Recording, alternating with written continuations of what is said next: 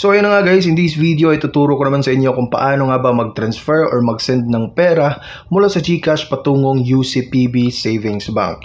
So ang una muna natin gagawin ay pumunta sa Play Store at i-update muna natin yung GCash mobile application natin.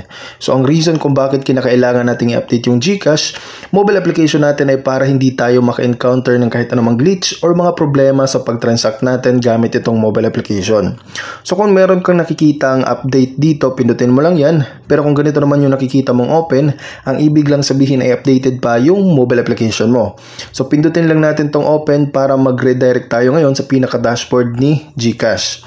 So pagkatapos nyan, pindutin lang natin tong transfer at scroll down tayo sa pinakababa at pindutin natin tong view all.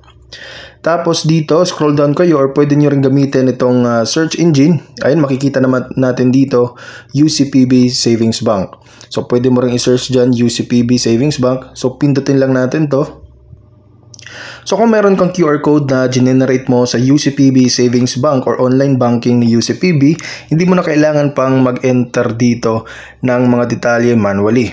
So since wala tayong QR code na generate doon, so kailangan nating mag-enter dito. So dito, kailangan nating mag-enter ng amount maximum of 50,000 pesos per transaction per day. Ang limit dito sa GCash mobile application. Tapos mag-enter din tayo ng name and make it sure na itong pangalan or account name ay nag-match doon sa 11-digit account number ng UCPB Savings Bank. So halimbawa, ito yung papadala natin na 11-digit. Tapos dito naman, kailangan nating ilagay yung email.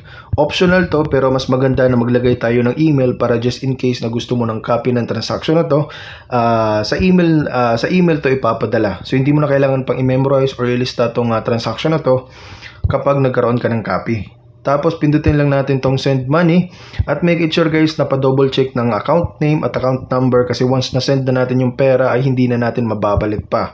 Okay, so meron ding 15 pesos na convenience fee itong si GCash sa paggamit ng bank transfer nila. So pag tama na lahat ng information na nilagay mo dyan, pindutin lang natin tong I confirm that the details are correct at pindutin tong pay. Ito ay powered by InstaPay, so ibig sabihin pag napindot natin tong pay at naging successful yung transaction natin, itong amount na pinadala natin or in-input natin ay automatic na magre-reflect agad dito sa account number na nilagay natin. So kung meron ka mga katanungan, please make it sure na mag-comment down below para masagot natin yan.